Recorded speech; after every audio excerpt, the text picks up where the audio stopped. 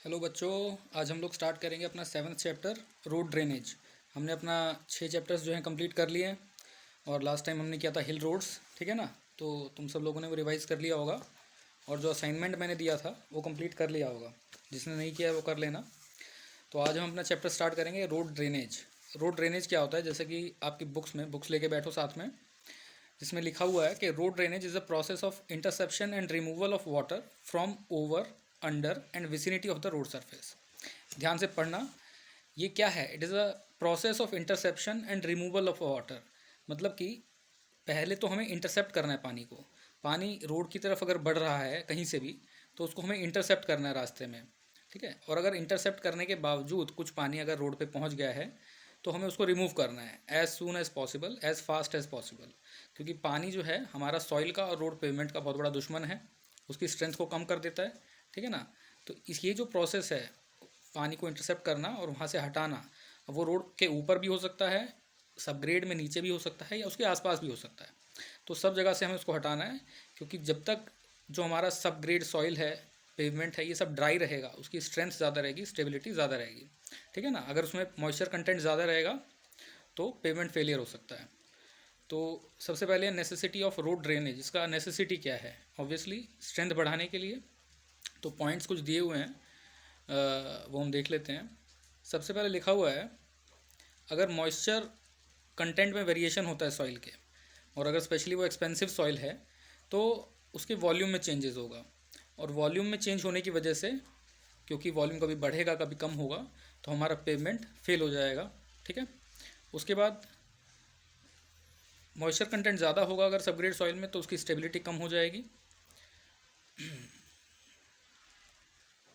इसी तरह से अगर हमारा पानी जो है चला जाता है पेवमेंट के अंदर या सबग्रेड सॉइल के अंदर, तो वो उसको डीस्टेबलाइज कर देता है, उसकी बियरिंग कैपेसिटी को कम कर देता है, उसकी लोड लेने की कैपेसिटी जो है वो कम हो जाएगी। ड्रेनेज अगर प्रॉपर नहीं होगा तो हमारी जो पेवमेंट सरफेस है उसमें अलग अलग तरह के जो डिफेक्ट्स पैदा हो जाते हैं, जैसे कि वेव्स, करूगेशंस, ये सब अलग अलग तरह के डिफेक्ट्स हैं रोड पेवमेंट में, फ्लेक्सिबल पेवमेंट में स्पेशली। तो ये सब उसमें पैदा हो जाते हैं, ठीक है। बिटुमिनस मटेरियल, अगर हमारा फ्लेक्सिबल पेवमेंट है तो हमने बिटुमिनस पेवमेंट किया होगा, और बिटुमिन का सबसे बड़ा दुश्मन पानी है। अगर पानी के कांटेक्ट में ज़्यादा टाइम बिटुमिन रह जाता है तो उसकी स्ट्रिपिंग स्टार्ट हो जाती है, एग्रीगेट्स पे से बिटुमिन उतरने लग जाता है और उसकी बॉन्डिंग खत्म हो जाएगी, ठीक है ना। तो पानी हमें वहाँ से निकालना पड़ेगा।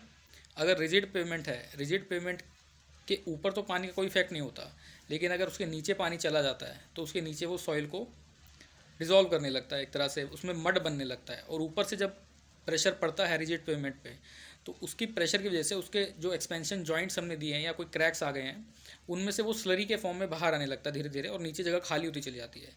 इसको बोलते हैं मड पंपिंग, ठीक है ना। तो अल्टीमेटली जब नीचे सपोर्ट नहीं रहेगा तो वो स्लैब टूट जाएगा हमारा कंक्रीट का, और पेवमेंट फेल हो जाएगा।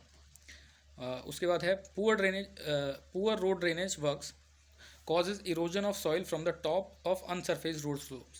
अगर हमारा अनसरफेस्ड रोड है, ठीक है, उसके ऊपर हमने सरफेस नहीं किया, जैसे हमारे विलेज रोड्स होते हैं, कच्चे रोड होते हैं, तो उसमें क्योंकि WBM है या सिर्फ मिट्टी है तो वो बह के निकल सकता है, सॉइल इरोजन हो सकता है। पानी अगर उसमें ज़्यादा है, इंक्रीज इन मॉइस्चर कंटेंट, तो उसका ओवरऑल वेट भी ज़्यादा हो जाएगा। वेट ज़्यादा हो जाने की वजह से स्ट्रेस ज़्यादा हो जाएगा सॉइल मास का, ठीक है, तो उसमें फेलियर होने के चांसेस हैं। The shoulders and pavement edges get damage due to excess water. Specially जो शोल्डर्स होते हैं जो हमारे अनसरफेस्ड हैं, और जो एजेस होते हैं रोड में, रोड के सबग्रेड में पानी उसके टॉप सरफेस से कम इन्फिल्ट्रेट हो सकता है, साइड्स में से ज़्यादा हो सकता है, क्योंकि कहीं तो रोड पेवमेंट की लिमिट होगी ना, जहाँ तक हम सरफेस कर रहे हैं, सरफेस के बाद में वहाँ साइड्स में से पानी उसमें एंटर कर सकता है, तो यहाँ से पानी हमें निकालना रहेगा, ठीक है। तो ये सब इसके रिक्वायरमेंट्स हैं, नेसेसिटी ऑफ रोड ड्रेनेज। अब इसके लिए हम एक रोड ड्रेनेज वर्क्स बनाते हैं, यानी जो भी हम स्ट्रक्चर बनाएंगे ये पानी को ड्रेन करने के लिए, उसकी क्या क्या रिक्वायरमेंट्स हैं, उसमें क्या क्या चीज़ें होनी चाहिए। सबसे पहले, the surface water flowing from the adjoining land should be prevented from entering the roadway. आसपास के लैंड से, हो सकता है आसपास के लैंड का लेवल ज़्यादा हो, रोड हमारा थोड़ा कटिंग में बना हुआ है, तो हमारा रोड की तरफ पानी फ्लो होके आएगा, तो उसको हमें रोकना है, पहले ही रोड तक पहुंचने से पहले उसको रोक देना है। उसके लिए हमें इंटरसेप्टिंग ड्रेन्स वगैरह बनाने हैं जिसमें पहले ही वो ड्रेन हो करके और उसको हम सूटेबल जगह पर डिस्चार्ज कर दें। The surface water from the shoulder and carriage way should effectively drain off before percolating to the subgrade. जब अगर बारिश हो रही है, रेनफॉल हो रहा है, तो डायरेक्टली हमारा पेमेंट के ऊपर भी पानी आएगा, शोल्डर्स के ऊपर भी पानी गिरेगा। तो उसको आते ही जितना जल्दी हो सकता है इफेक्टिवली हमें निकाल देना है, इससे पहले कि वो सब ग्रेड के अंदर परकुलेट कर जाए। ठीक है। The side drains should have sufficient longitudinal slope and capacity to effectively carry away all the collected surface water. तो ये जो सरफेस वाटर आएगा इसको हम कलेक्ट करने के लिए साइड ड्रेन्स बनाते हैं, हमने लास्ट चैप्टर में पढ़ा है।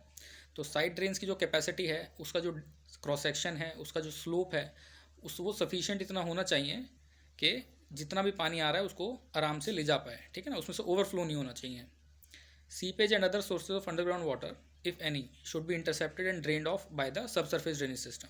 अगर पानी ऊपर से नहीं आ रहा है, नीचे से आ रहा है, नीचे से आ रहा है, जैसे कि पानी सीपेज होके आ रहा है ग्राउंड से, साइड्स में से, या ग्राउंड वाटर कैपिलरी एक्शन के थ्रू ऊपर आ रहा है, या वाटर टेबल ही ज़्यादा है, तो उसको हमें सब सरफेस ड्रेनेज सिस्टम बनाना पड़ेगा। वो आगे हम देखेंगे इसमें।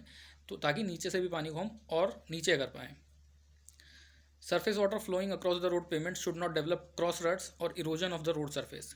अगर पेवमेंट के ऊपर ट्रांसवर्स डायरेक्शन में पानी फ्लो हो रहा है, परपेंडिकुलर डायरेक्शन में, अगर जैसे कैम्बर ज़्यादा है ना, या क्रॉस स्लोप ज़्यादा है, तो तेज़ी से फ्लो होगा। और हमारा अगर बिटुमेन का क्वालिटी अच्छा नहीं है तो उसको अपने साथ बहाता हुआ ले जाएगा। इससे रोड में कट्स पड़ जाते हैं, इनको बोलते हैं क्रॉस रट्स। ठीक है ना, तो वो सब नहीं होने चाहिए। Maximum level of ground water table should be maintain well below the level of subgrade, preferably by at least 1.2 metre.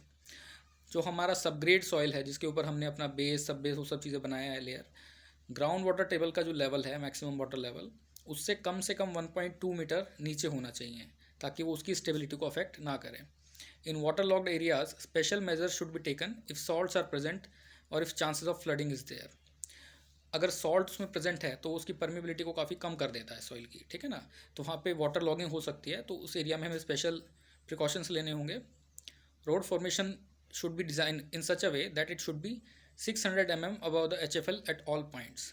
जो रोड का फॉर्मेशन लेवल है, फाइनल फॉर्मेशन लेवल है, जिसके ऊपर गाड़ियाँ चलती हैं, वो हर जगह जो भी उस जगह का HFL है, हाईएस्ट फ्लड लेवल है, उससे 600 mm कम से कम ऊपर होना चाहिए। यानी ऐसा नहीं है कि फ्लड के टाइम में रोड हमारा डूब जा रहा है।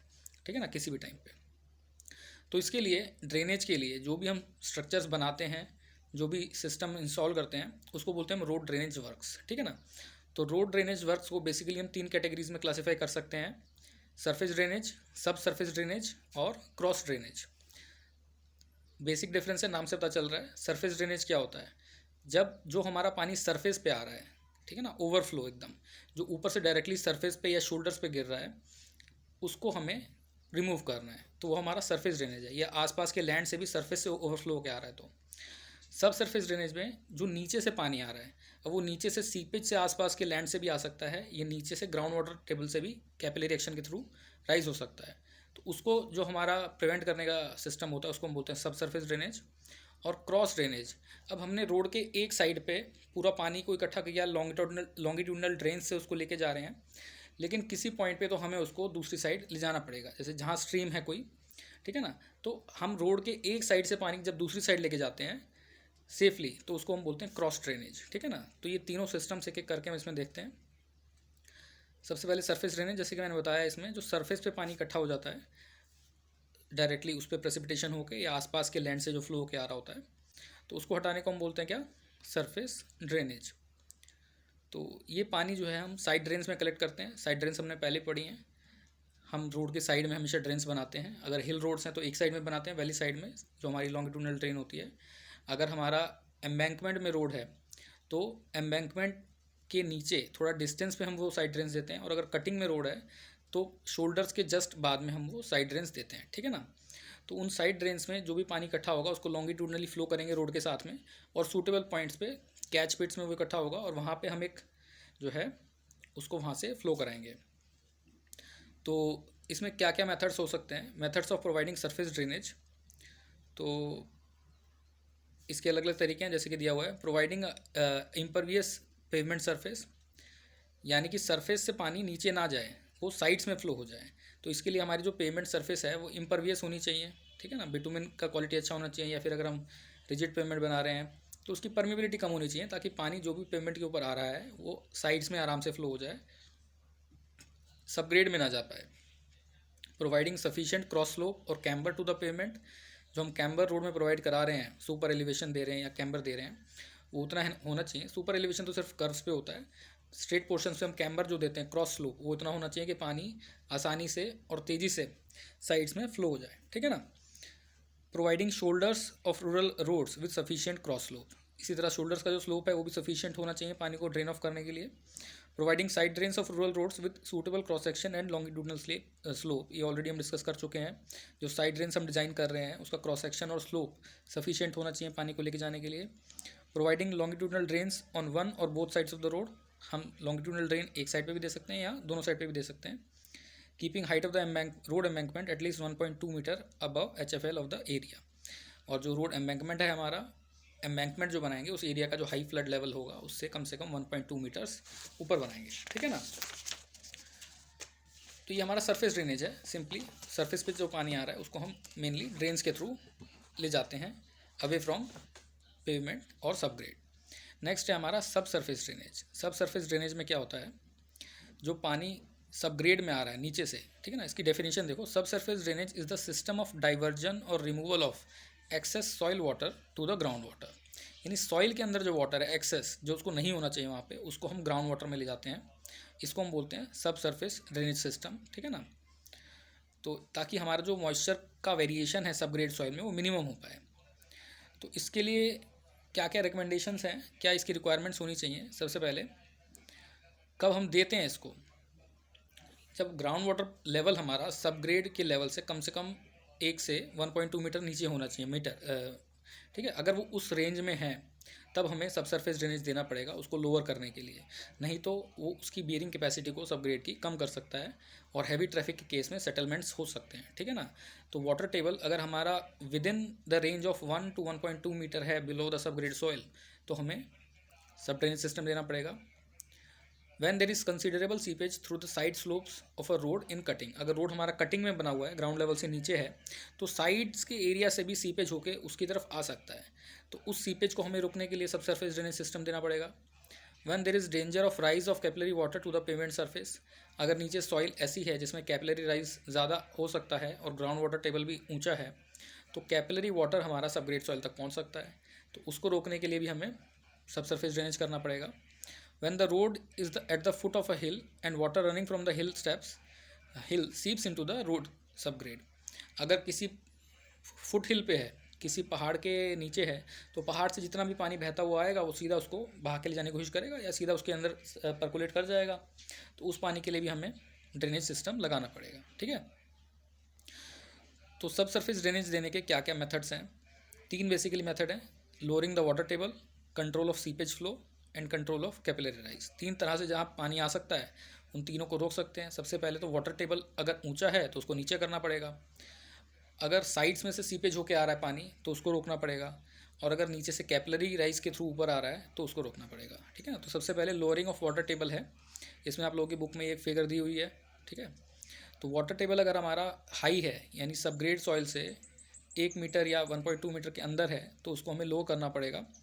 अब उसको लोअर करने का जो मेथड है वो डिपेंड करता है उस सॉइल की परमेबिलिटी के ऊपर।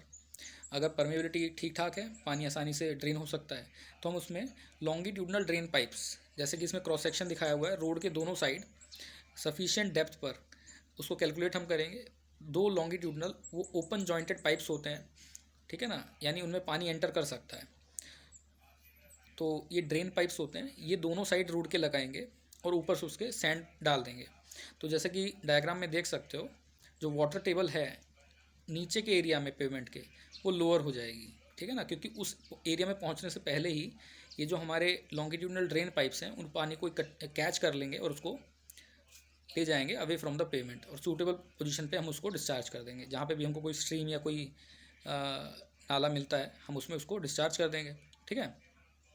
अगर सॉइल की परमेबिलिटी कम है तो खाली लॉन्गिट्यूडनल पाइप्स जो हैं हमारे, उससे बात नहीं बनेगी, क्योंकि परमेबिलिटी कम है तो जितना डिस्चार्ज आ रहा है उतना इसमें पहुंच नहीं पाएगा। तो हमें लॉन्गिट्यूडनल ड्रेन पाइप्स के साथ साथ ट्रांसवर्स ड्रेन पाइप्स भी डालने पड़ते हैं, ठीक है ना। जो ट्रांसवर्स ड्रेन पाइप से पानी इकट्ठा करते हैं और वो फिर उस लॉन्गिट्यूडनल ड्रेन पाइप्स में डिस्चार्ज कर देते हैं। तो एक कलेक्टिव दोनों के एक्शन से हम जो है ड्रेनेज को ज़्यादा एफिशिएंट बना पाते हैं। तो ये जो हमारे ट्रांसवर्स ड्रेन पाइप्स होते हैं, क्रॉस ड्रेन्स होती हैं, इनकी स्पेसिंग जो होती है 6 से 20 मीटर हम रखते हैं depending upon the nature of subgrade soil. ठीक है, तो इसका डायग्राम आपने देख ही लिया है। उसके बाद है कंट्रोल ऑफ सीपेज फ्लो। ये हमारा क्या था, lowering of ground water table. उसके बाद है सीपेज फ्लो। अगर साइड्स में से अंडरग्राउंड वाटर फ्लो होकर आ रहा है, अगर हमारा रोड कटिंग में बना हुआ है, जैसे कि इस डायग्राम में डायग्राम जो आपकी बुक्स में दिया हुआ है 7.3, तो उसमें आप देख सकते हो कि जो ग्राउंड है वो स्लोपिंग है टुवर्ड्स द पेवमेंट, यानी कि पेवमेंट हमारा थोड़ा कटिंग में है और आसपास का ग्राउंड से उसकी तरफ पानी आ सकता है। और उसके नीचे जो इम्परवियस लेयर है, स्ट्रेटा है, क्योंकि किसी ना किसी डेप्थ पे जाके तो हमें एक इम्परवियस लेयर मिलेगी। वो क्ले लेयर हो सकती है या रॉक लेयर हो सकती है, कुछ भी हो सकता है। तो पानी हमारा पेवमेंट की तरफ आएगा और उसके नीचे इकट्ठा हो सकता है। तो उसको वहाँ तक पहुँचने से पहले ही इसमें अगेन फिर से हम उसको कलेक्ट करने के लिए बीच में लॉन्गिट्यूडनल ड्रेन्स इंस्टॉल कर देंगे और फिल्टर सैंड डाल के उसमें, ताकि वो पानी वहाँ पहुँचने से पहले ही, ये एक तरह से हमारा जो lowering of ground water table है उसकी तरह ही है। ठीक है ना। तो इसमें जो सीपेज जोन है, अगर वो हमारा ग्राउंड पेवमेंट से सबग्रेड से 6 से 60 to 90 सेंटीमीटर के रेंज के अंदर है, तो उसको हम इंस्टॉल करना पड़ता है। ठीक है, इसका काम लगभग फंक्शनिंग वैसा ही है जैसा हम lowering of ground water table में करते हैं। लॉन्गिट्यूडनल साइड ड्रेन्स इंस्टॉल करते हैं ताकि जो हमारा साइड से पानी सीपेज होकर आ रहा है वो वहाँ पे इंटरसेप्ट हो जाए और उसको हम कैरी अवे करें। उसके बाद है कंट्रोल ऑफ कैपिलरी राइज। अब पानी अगर हमारा सॉइल इस तरीके का है कि उसमें कैपिलरी राइज ज़्यादा हाइट तक हो रहा है, फाइन ग्रेन सॉइल है, ठीक है ना, क्लेई सॉइल हो सकती है, सिल्टी सॉइल हो सकती है, तो उसमें कैपिलरी वाटर ऊपर तक उठ जाएगा। तो उसके लिए हमें कुछ बीच में कट ऑफ देना पड़ेगा कि कैपिलरी वाटर जो है एक लेवल के बाद राइज ना हो पाए। तो इसके लिए हम कंट्रोल ऑफ कैपिलरी राइज करते हैं। ठीक है ना, जनरली वाटर लॉक्ड एरियाज़ में होती है, यानी कि ग्राउंड वाटर टेबल तो नीचे है, हमारी जो रिक्वायर्ड डेप्थ है उससे नीचे है, लेकिन कैपिलरी एक्शन की वजह से पानी ऊपर आ जा रहा है। तो हमें वहाँ पे कुछ ना कुछ एक बीच में कट ऑफ देना पड़ेगा कि वो कैपिलरी वाटर हमारे सबग्रेड तक या उस रेंज तक ना आ पाए कि उसकी स्टेबिलिटी को अफेक्ट करे। ठीक है, तो इसके अलग अलग तरीके दिए हुए हैं, जैसे sand blanket extending over the full embankment width. इसका डायग्राम आपकी बुक में दिया हुआ है। अगर हमने एम्बैंकमेंट में बनाया है रोड, तो हम जो डेप्थ रिक्वायर्ड है वहाँ पे सैंड की एक लेयर डाल देंगे। ठीक है ना, तो पानी अगर हमारा ऊपर राइज कर रहा है तो उस सैंड, क्योंकि उसकी परमेबिलिटी बहुत ज़्यादा है सैंड की, तो उसमें जो है वो आने के बाद में साइड में फ्लो हो जाएगा, और सैंड में क्योंकि कैपिलरी राइज नहीं होता है तो वो ऊपर नहीं चढ़ पाएगा। तो पानी जो भी वहाँ तक आ रहा है वो साइड्स में फ्लो होकर साइड ड्रेन्स में चला जाएगा। ठीक है ना। उसके बाद हैवी ड्यूटी टार फेल्ट या पॉलीथीन एनवलप, या फिर हम कोई इम्परमेबल सब्सटेंस जो है, जैसे कोई पॉलीथीन लगा सकते हैं बीच में, या कोई पॉलीमर शीट लगा सकते हैं जिससे कि पानी ऊपर चढ़े ही नहीं। ठीक है ना, या फिर एक टार की लेयर डाल सकते हैं। तो जैसे कि इसमें आपके डायग्राम 7.4 में सैंड ब्लैंकेट दिखाया हुआ है और 7.5 में capillary cut off by impervious layer. वो इम्परवियस लेयर हमारी कोई भी प्लास्टिक मेम्ब्रेन हो सकती है, या टार की लेयर हो सकती है, या कुछ ऐसा हो सकता है। ठीक है ना। तो ये हमारा कैपिलरी वाटर को रोकने के लिए हमारा ड्रेन सिस्टम है, जिसको हम बोलते हैं कंट्रोल ऑफ कैपिलरी राइज। ठीक है, तो ये हमारा हो गया सब सरफेस ड्रेनेज। उसके बाद हमारा आता है क्रॉस ड्रेनेज वर्क्स। थर्ड और लास्ट टाइप का ड्रेनेज है, हमने दो देख लिए। सरफेस ड्रेनेज, यानी सरफेस के ऊपर जो पानी आ रहा है उसको निकालना है। उसके बाद सब सरफेस ड्रेनेज, सब ग्रेड में पानी जहाँ से पहुँच सकता है उसको हमें निकालना है। और तीसरा है क्रॉस ड्रेनेज वर्क्स। तो हमने पानी को साइड्स में इंटरसेप्ट कर लिया है, रोक लिया है, उसको लॉन्गिट्यूडनली लेके जा रहे हैं, लेकिन कहाँ तक लॉन्गिट्यूडनली लेके जाएंगे, कहीं ना कहीं तो उसको निकालना पड़ेगा ना। तो जहाँ पर भी हमको कोई सूटेबल लोकेशन मिलती है पानी को डिस्चार्ज करने के लिए, तो हम रोड के एक साइड से पानी दूसरे साइड में लाना पड़ता है। तो हम beneath the road, below the pavement surface को लाते हैं, और उसी को हम बोलते हैं क्रॉस ड्रेनेज वर्क्स। ठीक है, तो the function of cross drainage work is to discharge water collected in side drains और that of natural streams across the road from one side to the other side of the road as quickly as possible. जितना जल्दी हो सके safely उसको हमें पास करना है। ठीक है भाई। तो इसके मेनली बहुत सारे तरीके होते हैं, हमने लास्ट चैप्टर में भी पढ़ा था हिल रोड्स में, जैसे स्कूपर्स हो सकते हैं और कलवर्ट्स हो सकते हैं। ज़्यादा बड़ा वाटर गैप है, बहुत ज़्यादा डिस्चार्ज है, तो फिर हमें ब्रिज बनाना पड़ेगा। ठीक है, जैसे कोई रिवर ही आ जाए या कोई बड़ा सा नाला आ जाए, तो फिर उतना बड़ा क्रॉस ड्रेनेज स्ट्रक्चर बनाने से अच्छा है हम ब्रिज बना देते हैं, हम खुद ही उसके ऊपर से सेफली पास हो जाते हैं। तो मेनली हमारा यही दो तरीके हैं, कलवर्ट्स और स्मॉल ब्रिजेस, ठीक है ना। कलवर्ट जो होता है, अगर हमारा स्पैन जो वाटर वे का है, यानी हम जो पानी डिस्चार्ज कर रहे हैं, कलवर्ट का मैक्सिमम स्पैन 6 मीटर्स हो सकता है, उससे ज़्यादा बड़ा कलवर्ट नहीं होता है। उससे ज़्यादा अगर हमको बड़ा गैप आ रहा है रोडवे में, तो हमें ब्रिज बनाना पड़ेगा, ठीक है ना। ब्रिजेस बहुत टाइप के हो सकते हैं। कलवर्ट मैंने आपको लास्ट चैप्टर में बताया था, अलग अलग टाइप के हो सकते हैं। राउंड हो सकता है, बॉक्स कलवर्ट हो सकते हैं, अलग अलग शेप के हो सकते हैं। आरसीसी स्ट्रक्चर्स होते हैं जिसके ऊपर से व्हीकल्स पास करते हैं, पेमेंट जिसका टॉप सरफेस पेमेंट के लेवल पे होता है, ठीक है ना। तो कलवर्ट जो है एक क्रॉस ड्रेनेज वर्क है जिसमें हम रोड के एक साइड से पानी दूसरी साइड तक ले जाते हैं, ठीक है। तो जो हमारे छोटे मोटे स्ट्रीम होंगे या नाला होंगे, उसके लिए हम कलवर्ट्स कंस्ट्रक्ट करते हैं। अगर हमारे लार्ज स्ट्रीम्स हैं, रिवर्स हैं, तो हम ब्रिज बनाएंगे। जैसे कि पाइप कलवर्ट का इसमें आपको ड्राइंग दिया हुआ है, बहुत सारे कलवर्ट के टाइप्स और डिज़ाइंस हो सकते हैं, ठीक है ना। तो now comes side drains. Side drains आपको नाम से पता चल रहा है क्या होता है साइड ड्रेन्स, हम बहुत बार डिस्कस कर चुके हैं। तो साइड ड्रेन्स हमने डायग्राम देखे भी हैं फर्स्ट सेकंड चैप्टर में, जो रोड लेआउट के हमारा चैप्टर था, ठीक है। तो कटिंग में अगर होता है तो बीच में पेवमेंट है, उसके साइड में शोल्डर्स हैं, उसके साइड में ही साइड ड्रेन्स होते हैं। अगर एम्बैंकमेंट में है तो हमारा पेवमेंट, शोल्डर, एम्बैंकमेंट का स्लोप जाएगा। उसके बाद नीचे में लगभग जहाँ पे हमारा टो ऑफ एम्बैंकमेंट है, यानी एम्बैंकमेंट ख़त्म हो गया है, उससे भी 1.85 मीटर मिनिमम दूर बनाते हैं, ताकि हमारे एम्बैंकमेंट की स्टेबिलिटी को फ़र्क ना पड़े, या पानी साइड ड्रेन्स में जो फ्लो कर रहा है वो एम्बैंकमेंट को मॉइस्चर कंटेंट ना बढ़ा दे, ठीक है ना। तो उससे सेफली थोड़े डिस्टेंस पे हम बनाते हैं। तो दो टाइप के जनरली साइड ड्रेन्स हो सकते हैं, क्लोज्ड या कवर्ड ड्रेन्स और ओपन ड्रेन्स। नाम से क्लियर है ये, तो तुमने सब जगह देखे भी होंगे। तो क्लोज ड्रेन्स जो होते हैं टॉप से क्लोज होते हैं, क्योंकि जगह का रिस्ट्रिक्शन है, तो इतना ज़्यादा हम नहीं ओपन दे सकते, क्योंकि अगर जगह कम है कोई उसमें गिर भी सकता है, या फिर हम चाहते हैं कि उसके ऊपर कवर करके उसको यूज़ कर सकें उस स्पेस को, तो हम ड्रेन्स को क्लोज कर देते हैं, ठीक है ना। तो ड्रेन्स को दो टाइप का इसमें बेसिकली दिया हुआ है, drains provided with gratings and jelly drains. Gratings में क्या है, हमारा जो ड्रेन है पूरा हॉलो है, लेकिन उसके ऊपर हमने कवर रखा हुआ है।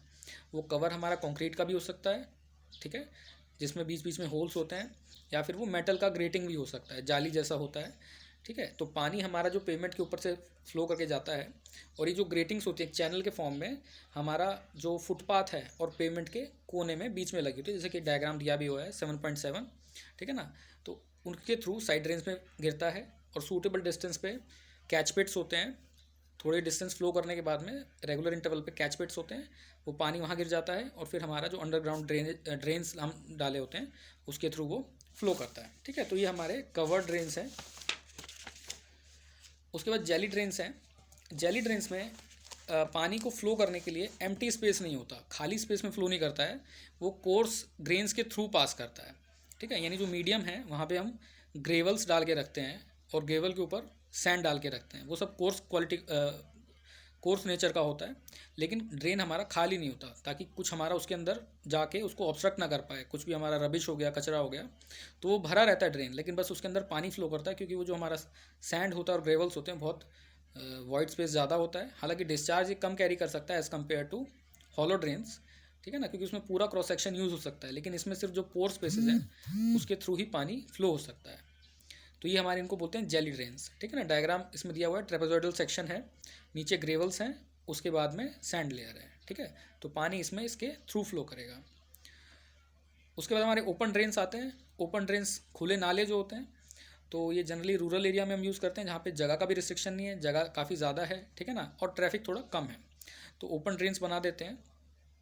तो ये भी जनरली ट्रेपेजॉइडल सेक्शन में बनाते हैं। इनका जो बेड विड्थ होता है 0.5 से 1 मीटर तक हो सकता है, और हाइट जो या डेप्थ ऑफ फ्लो होती है इसमें 0.15 मीटर टू 0.5 मीटर होती है, यानी depth of flow is less than width of flow, थोड़ी शैलो डेप्थ होती है, ठीक है ना। और डिपेंड करता है टोपोग्राफी के अकॉर्डिंग, अमाउंट ऑफ वाटर के अकॉर्डिंग। तो लेकिन इसमें कभी भी पानी का लेवल जो है, इससे पानी रोड के ऊपर नहीं आना चाहिए, रोड से पानी ही इसके अंदर जाना चाहिए।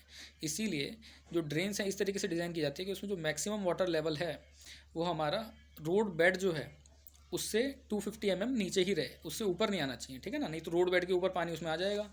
जैसे कि सिंपली इसमें डायग्राम दिया हुआ है आपका, बीच में रोड पेमेंट है, शोल्डर्स के बाद में ओपन ड्रेन्स बने हुए हैं दो, ठीक है ना।